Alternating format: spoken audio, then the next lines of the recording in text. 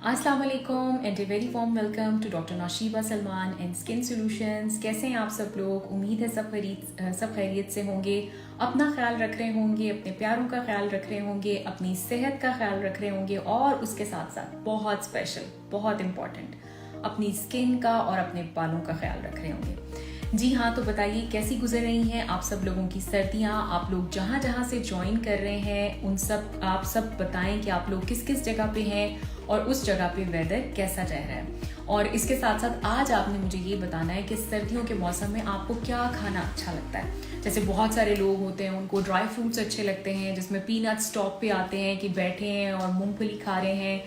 आज हम पीने वाली चीज़ों पे बात नहीं करेंगे, आज हम सिर्फ खाने वाली चीज़ों पे बात करेंगे। आज हम चाय, कॉफ़ी, हॉट बेवरेजेस इन पे बात नहीं करेंगे। तो आप लोगों ने बताना है कि आप लोगों को सर्दियों के मौसम में क्या खाना अच्छा लगता है। बहुत सारे लोगों को पराठे अच्छे लगते हैं, आलू का पराठा हो, मूली का हो, उसके अलावा कीमे का हो, सादा पराठा हो, अंडा पराठा हो, बहुत अच्छा लगता है। आप लोगों ने बताना है आप लोगों को क्या अच्छा लगता है। मुझे तो जी दुनिया का सारा खाना अच्छा लगता है जो हकीकत है वो यही है कि मुझे हर चीज़ अच्छी लगती है और हर चीज़ मज़े की लगती है। सारी चीज़ें खानी चाहिए लेकिन अमाउंट या क्वांटिटी जो है उसका ध्यान ज़रूर रखना चाहिए। तो आप सब लोग साथ साथ बताते जाएं कि आप लोग कहाँ से ज्वाइन कर रहे हैं, कहाँ से देख रहे हैं हमें, और उसके अलावा आप लोगों को सर्दियों में क्या खाना ज़्यादा अच्छा लगता है, ज़्यादा मूड एनहांस करता है, ज़्यादा खुशी देता है और ज़्यादा टेस्ट देता है। और आज का टॉपिक है हमारा हाथ और पाँव और अंडर लेग्स, अंडर आर्म्स, यानी कि हाथ और पाँव जो सर्दियों में एकदम से काले और मुरझाए हुए और अच्छे नहीं लग रहे होते हैं। इवन बहुत सारे लोगों के नकल्स बहुत ज़्यादा डार्क हो जाते हैं। ये जो एरियाज होते हैं ये नकल्स डार्क होना शुरू हो जाते हैं सर्दियों में, और पाँव भी ऐसे ही हो जाते हैं, हाथ भी खराब हो जाता है उनका कलर। और उसके अलावा नॉर्मल टाइम में भी या किसी भी वेदर में भी जो अंडर आर्म्स, अंडर लेग्स यानी कि जो प्राइवेट एरियाज डार्क हो जाते हैं, आज हम उस पर भी बात कर रहे हैं। जब हम इन एरियाज की बात करते हैं तो उसमें बैक ऑफ नेक जो है उसको भी उसके साथ इंक्लूड करें। जैसे हम हाथ और पाँव की बात करेंगे उसी तरह से बैक ऑफ नेक को भी हमने डील करना होता है। और इसके अलावा और कौन सा ऐसा एरिया होता है जिसको इसके साथ ही डील करना है, वो है जी आपके एल्बोज और आपके नी, यानी कि आपके घुटने, और इसको क्या कहते हैं,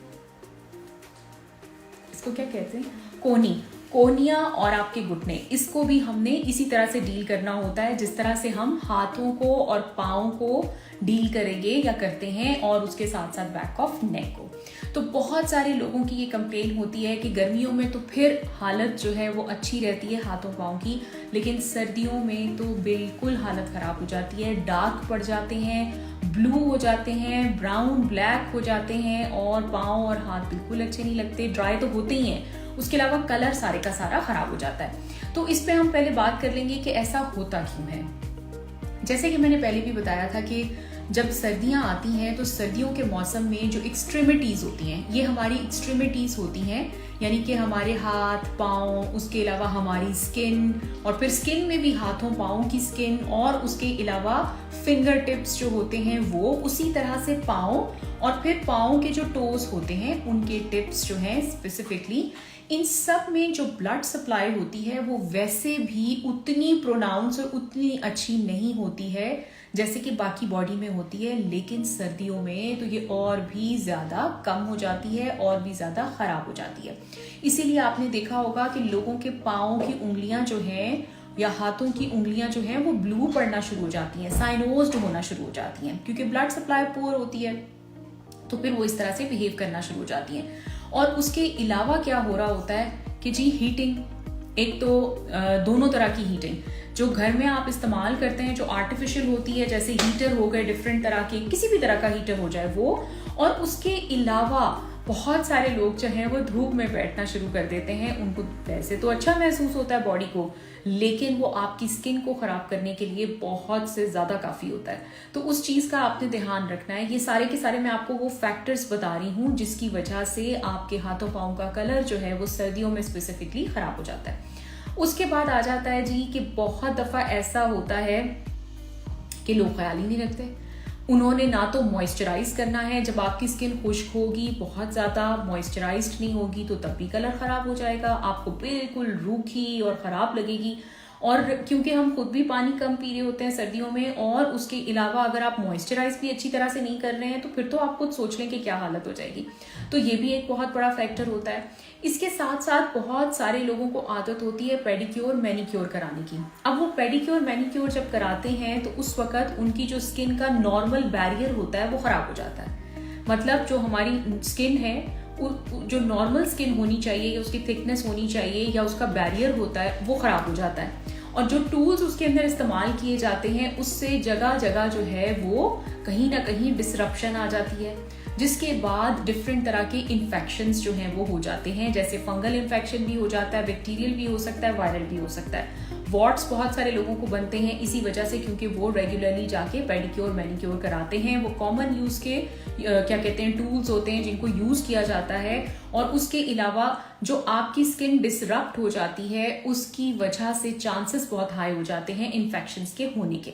उसी तरह से ऐसे ही लोग होते हैं जिनको फंगस लगती है। फिर एक और चीज़ होती है जो कि बहुत ही इम्पॉर्टेंट है, वो क्या है, वो ये है कि आपने पेडिक्योर मैनिक्योर तो करा लिया, लेकिन आपको ये नहीं पता होता, या लोगों को ज़्यादातर ये नहीं पता होता कि ये कराने के बाद हमने कौन सी चीज़ों को अवॉइड करना है। आज आपने पेडिक्योर मैनिक्योर कराया था और उसके शाम को वो कराया या दोपहर में वो कराया, और उसके बाद रात को जो है वो आप ऐसे हीटर चला के उसके आगे हाथ पांव रख के बैठे हुए, तो वो तो बिल्कुल ही डार्क हो जाएंगे, ख़राब हो जाएगी आपकी स्किन, उसका कलर ही ख़राब हो जाएगा। उसी तरह से आज आपने जो है वो रात में पेडिक्योर मैनिक्योर कराया था, अगले दिन आप धूप में बैठे हुए थे, आप सोचें कि फिर स्किन की क्या हालत होगी, उसका कलर जो है वो क्या होगा। ठीक है, तो ये चीज़ जो है, ये सारी चीज़ें नोट डाउन करने की होती हैं, लेकिन हमें शायद ये लगता है कि ये तो बड़ी मामूली सी सिंपल सी बात है, इसके बारे में क्या सोचना कि मैंने पेडिक्योर मैनिक्योर कराया तो मुझे किस किस्म के प्रिकॉशंस लेने चाहिए।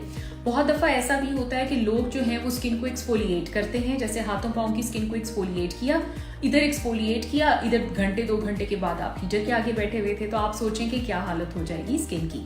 तो इन सब चीज़ों का जो है वो ख्याल रखना बहुत ज़रूरी होता है। जिस चीज़ का आप ख्याल नहीं रखेंगे वो चीज़ अच्छी नहीं रहेगी, सेहतमंद नहीं रहेगी, और उसका कलर भी ख़राब हो जाएगा। तो इसी तरह से जो अंडर आर्म्स, अंडर लेग्स होते हैं, जो कि प्राइवेट एरियाज होते हैं, उसमें ज़्यादातर जो डार्कनिंग होती है वो इसलिए हो रही होती है कि आप जिस मेथड से वहाँ से बाल हटाते हैं वो मेथड इटसेल्फ फ्रिक्शन दे रहा होता है, और उस फ्रिक्शन के रिटर्न में वहाँ से स्किन जो है वो डार्कर होना शुरू हो जाती है और कंपैरेटिवली मोटी होना शुरू हो जाती है।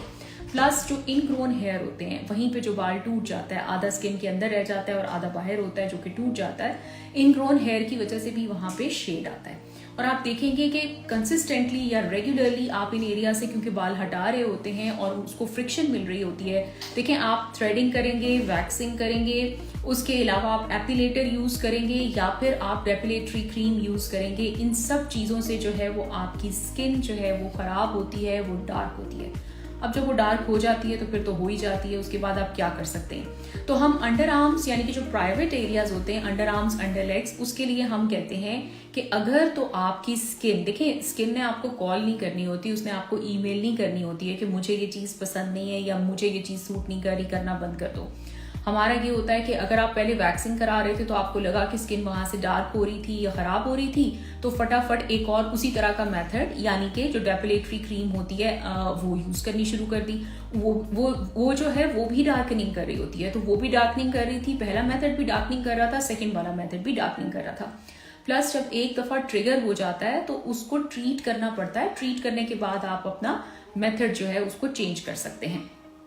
तो ये थे कुछ फैक्टर्स। उसी तरह से जो बैक ऑफ नेक होती है उसमें बहुत ज़्यादा टेंडेंसी होती है डार्क होने की, क्योंकि वहाँ से स्किन ऑलरेडी बाकी बैक और बाकी स्किन की निस्बत मोटी होती है और बहुत सारे लोग उसका ख्याल नहीं रखते, क्योंकि एक रीज़न तो ये होता है कि वो अप्रोच में नहीं होती है। जैसे ये front of the neck approach में होती है, जो चीज़ आप फेस पे लगा रहे हैं वो आपने इधर भी लगा ली, आसान होता है लगाना।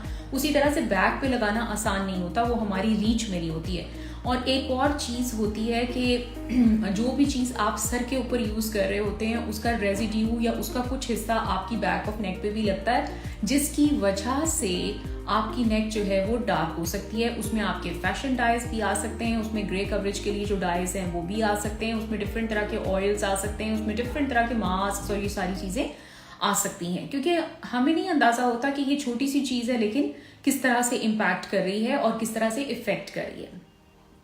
उसके बाद क्या होता है, उसके अलावा क्या चीज़ है, उसमें ये है कि बहुत दफ़ा हम आगे तो सब कुछ कर रहे होते हैं ना, जैसे हमने कोई क्रीम लगानी है तो वो अभी आगे लगा रहे हैं, एक्सफोलिएशन करनी है तो वो भी आगे कर रहे हैं, स्क्रब यूज़ कर रहे हैं, मॉइस्चराइज कर रहे हैं, बैक वाली पे करते ही कुछ नहीं है। और फिर उसके अंदर वैसे ही वो स्किन जो है वो थिक होती है और उसके अंदर ख़राब होने का चांस भी ज़्यादा होता है, और वैसे ही पहले भी थिक होती है तो वो तो बिल्कुल ही ख़राब हो जाती है। तो उसी तरह से कुछ एरियाज जैसे हमारी कोहनियाँ हैं या फिर हमारे जो है वो घुटने होते हैं, यानी कि नीज एंड एल्बोज, उसमें भी टेंडेंसी होती है स्किन के मोटे होने की। ये वो वाले एरियाज हैं जहाँ से स्किन जो है वो कम अच्छे तरीके से फॉल करती है। जैसे हमारे स्किन के सेल्स होते हैं ना, वो 28 डेज के अंदर मेच्योर होके और फिर गिर जाते हैं। ये वाली एरियाज के ऊपर ये होता है कि फ्रिक्शन बहुत मिलती है। देखिए हम नमाज पढ़ते हैं, हम नीचे ज़मीन पे बैठते हैं तो हमारे घुटने जो हैं वो रगड़ खाते हैं, इसलिए वहाँ से स्किन का मोटा होना या डार्क होना उसका चांस ज़्यादा होता है। हर वक्त टेबल पे ऐसे रख के बच्चे लिख रहे होते हैं, पढ़ रहे हैं, लिख रहे हैं, और हम भी काम कर रहे हैं तो हमने एल्बोज टेबल के ऊपर ऐसे रखी हुई होती हैं। तो वो जो फ्रिक्शन होती है ना, तो ये अल्लाह मियाँ ने या अल्लाह मियाँ ने नेचुरली इस तरह का सिस्टम बनाया हुआ है कि जो ऐसे एरियाज होते हैं वहाँ की स्किन मोटी हो जाती है अपने आप को बचाने के लिए। तो इसको साफ रखना या इन एरियाज को साफ रखना भी बहुत ज़्यादा ज़रूरी होता है। अब हम आ जाते हैं कि आपने एक्सफोलिएशन इन एरियाज पे ज़रूर करनी होती है। ये मैं घर के मेथड्स बता रही हूँ। नॉर्मल जो एक्सफोलिएशंस होते हैं, स्क्रब्स होते हैं, वो आप ज़रूर यूज़ करें। बाजार से जो मिलते हैं वो आप हफ्ते में एक दफ़ा यूज़ करें, अपने हाथों पे, अपने नकल्स पे, अपने पाँव पे, घुटनों पे और उसके अलावा कोनियों पे, बैक ऑफ नेक पे भी आप कर सकते हैं। वही फेस के साथ अंडर आर्म्स, अंडर लेग्स पे आप एक्सफोलिएट नहीं करेंगे।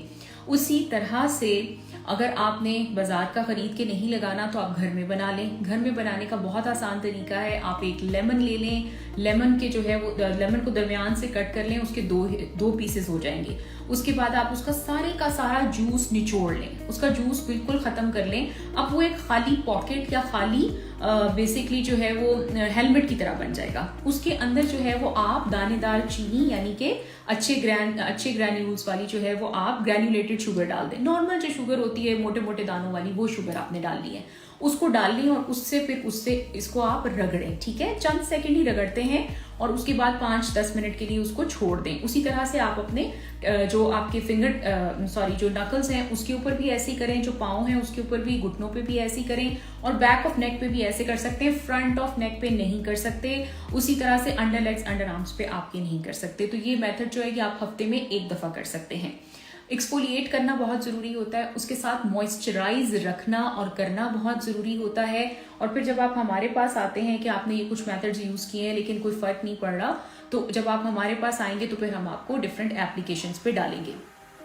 अगर एप्लीकेशंस खाली काम नहीं करते हैं या हालत इतनी बुरी है कि आप हमारे पास आते हैं तो हम आपको बता देते हैं कि देखें जी, इसके ऊपर तो सिर्फ खाली क्रीम्स ने काम नहीं करना, आप साथ में कोई सपोर्टिव ट्रीटमेंट करवाएं, तो उसमें फिर हम आपको एडवाइस कर देते हैं। ज़्यादातर जो है वो पीलिंग की जाती है या फिर जो है वो लेज़र से पीलिंग की जाती है, या केमिकल पीलिंग करते हैं या लेज़र से पीलिंग करते हैं। उसके अलावा जो है वो समटाइम्स हम कार्बन पील भी करते हैं, वो भी लेज़र से ही होती है, वो भी की जाती है। तो ये डिफरेंट तरह के मेथड्स होते हैं जो कि हम यूज़ करते हैं इन एरियाज़ को बेहतर करने के लिए। वो तो आप क्लिनिक से कराएंगे। अब आप खुद से जो चीज़ें यूज़ कर सकते हैं, जो हम घर में यूज़ करने के लिए देते हैं, वो मैं आपको दिखाने लगी हूँ। सबसे पहले मैं आपको दिखा रही हूँ ये बहुत ज़बरदस्त है। इसके अंदर थर्मल वाटर है, इसलिए ये इरिटेट नहीं करता। इसके जो बेसिक इंग्रेडिएंट्स हैं उसके अंदर अल्फा एर्ब्यूटीन है, नायासिनामाइड है और एस्कॉर्बिक एसिड है। ठीक है, ये तीनों आप खुद सोचें कितने ज़बरदस्त इंग्रेडिएंट्स हैं। ये तीनों इसके अंदर डले हुए हैं। ये मॉइस्चराइज भी करता है और साथ में कलर को भी बेहतर करता है। अब मैं आपको दिखा रही हूँ एक और क्रीम, ये भी बड़ी ज़बरदस्त है। इसके अंदर भी अल्फा एर्ब्यूटीन है लेकिन उसके साथ साथ यूरिया है। तो अगर जिन लोगों की स्किन जो है वो बहुत ज़्यादा मोटी और यहाँ से डेड हुई भी होती है, नकल से, हैंड से, फीट से, कहीं पे भी, फीट पे भी, तो उसके लिए बहुत अच्छी रहती है क्योंकि इसमें यूरिया भी है। वो उस जगह से स्किन को जो है वो एक्सफोलिएट भी कराता है और उसके साथ साथ जो है वो कलर को भी अच्छा करता है। ठीक है, मॉइस्चराइज भी करता है क्योंकि यूरिया को साथ मॉइस्चराइज भी करता है। अब मैं आपको दिखा रही हूँ, ये रोल ऑन है। Specifically under arms under legs के लिए रोल ऑन है। ये जो दोनों चीजें मैंने आपको दिखाई हैं ये भी आप अंडर आर्म्स अंडर लेग्स के ऊपर यूज कर सकते हैं, बट ये है ही अंडर आर्म्स अंडर लेग्स के यूज करने के लिए है। और इसके अंदर जो है वो अल्फा एल्ब्यूटीन डला हुआ है। अल्फा एल्ब्यूटीन जो है वो आपको खुद भी पता है कि वो क्या करता है, वो बेसिकली आपके कलर को बेहतर करता है। नायासिनामाइड भी है और अल्फा एल्ब्यूटीन भी है, दोनों चीजें इसके अंदर, और ये रोल ऑन की फॉर्म में है। जैसे आप नॉर्मल रोल ऑन्स यूज करते हैं उसी तरह से ये आप अपने अंडर आर्म्स अंडर लेग्स दोनों पे यूज कर सकते हैं। फिर मैं आपको दिखा रही हूँ एक और, ये जो है ये मिल्क की फॉर्म में है। इसको लगाना बहुत आसान होता है क्योंकि बॉडी का सरफेस एरिया ज़्यादा होता है, तो मिल्क की फॉर्मुलेशन ऐसी होती है जिसको लगाना बहुत आसान होता है। ये जो है इसका बेसिक इंग्रेडिएंट जो है वो ग्लाइकोलिक एसिड है। इसके अंदर स्क्वालिन है जो कि स्किन को इरिटेट नहीं होने देती है और स्किन का बैरियर स्ट्रॉन्ग करती है, उसको हाइड्रेट करती है, मॉइस्चराइज करती है, और उसके साथ साथ कलर को बेहतर करने के लिए ग्लाइकोलिक एसिड है। ठीक है, अब मैं आपको दिखा रही हूँ एक और, ये जो है ये बेसिकली इसका भी जो मेन इंग्रेडिएंट है वो ग्लाइकोलिक एसिड है। इसका मेन इंग्रेडिएंट भी ग्लाइकोलिक एसिड है, साथ में इसके जो है कुछ और सपोर्टिव इंग्रेडिएंट्स भी हैं, बट मेन इंग्रेडिएंट जो है वो इसका बेसिकली ग्लाइकोलिक एसिड ही है। ग्लाइकोलिक एसिड की जो भी फॉर्मुलेशंस होते हैं उसके साथ साथ मॉइस्चराइज करने के लिए और ताकि स्किन इरिटेट नहीं हो, उसमें सूदिंग एजेंट साथ ही डले हुए होते हैं। अब मैं आपको दिखा रही हूँ एक और, ये आप देखेंगे इसका जो मेन इंग्रेडिएंट है उसके अंदर जो है वो हमारी पसंद की चीज जो कि हमें बहुत पसंद है, आपको पता है, ग्लूटाथायोन। ठीक है, इसके अंदर वो है। ये जो है ये भी अंडर लेग्स अंडर आर्म्स, आप अपने हैंड्स फीट, उसके अलावा आर्म्स पे, बैक ऑफ द नेक पे आप यूज कर सकते हैं। लेकिन इसका जो मेन इंग्रेडिएंट है वो बेसिकली जो है वो ग्लूटाथायोन भी है और कोजिक एसिड है। जैसे उनके अंदर ग्लाइकोलिक एसिड था, इसके अंदर कोजिक एसिड है, तो ये भी बहुत अच्छा काम करता है। अब मैंने आपको बहुत सारी चीज, ये भी जो है ये आप अपने प्राइवेट पार्ट्स के ऊपर यूज कर सकते हैं। अब मैं आपको दिखा रही हूँ एक और, ये वाला देखिएगा लोशन, इसके अंदर जो है वो सैलिसाइलिक एसिड है। तो अगर बहुत ही ज्यादा स्किन जो है वो किसी जगह से डार्क हुई हुई होती है, ब्राउन हुई हुई है, डार्क हुई हुई है, मोटी हुई हुई है, तो फिर हम शुरू में ये यूज कराते हैं। या आप लंबे अरसे के लिए तो नहीं यूज करा सकते, बट ये आप थोड़े टाइम के लिए यूज कराते हैं। अंडर लेग्स अंडर आर्म्स पे ये यूज नहीं होता क्योंकि इसका बेसिक इंग्रेडिएंट जो है वो सैलिसाइलिक एसिड है। ठीक है, तो ये मैंने आपको कुछ चीजें दिखाई हैं। बहुत दफा ऐसा होता है कि सब कुछ कर लेते हैं लेकिन स्किन जो है वो अंडर लेग्स अंडर आर्म्स की उस तरह से ठीक नहीं हो रही होती है। उसका एक बहुत बड़ा रीज़न होता है कि जिस मेथड से आप हेयर को रिमूव करते हैं, तो फिर हम पेशेंट्स को ये एडवाइस करते हैं कि आपकी स्किन तो किसी तरह रेडी नहीं है कि आप ये सारे मेथड्स में से कोई भी मेथड जो है वो यूज़ करें, इसलिए आप वो सब छोड़ दें और आप साथ में लेज़र हेयर रिमूवल करा लें। जब बाल नहीं होंगे तो आप उनको छेड़ना छोड़ देंगे और जो हम ट्रीट कर देंगे आपके डार्कनेस ऑफ स्किन को, वो भी ठीक हो जाएगी और दोबारा होगी भी नहीं। वरना देखें, अगर आप मेथड वही रखेंगे और हम उसको ठीक भी करते हैं तो वो ठीक रहेगी कैसे, वो चल तो नहीं सकती ना, वो फिर दोबारा जो है वो डार्क हो जाएगी क्योंकि आप उसके ऊपर वही मेथड यूज कर रहे होंगे।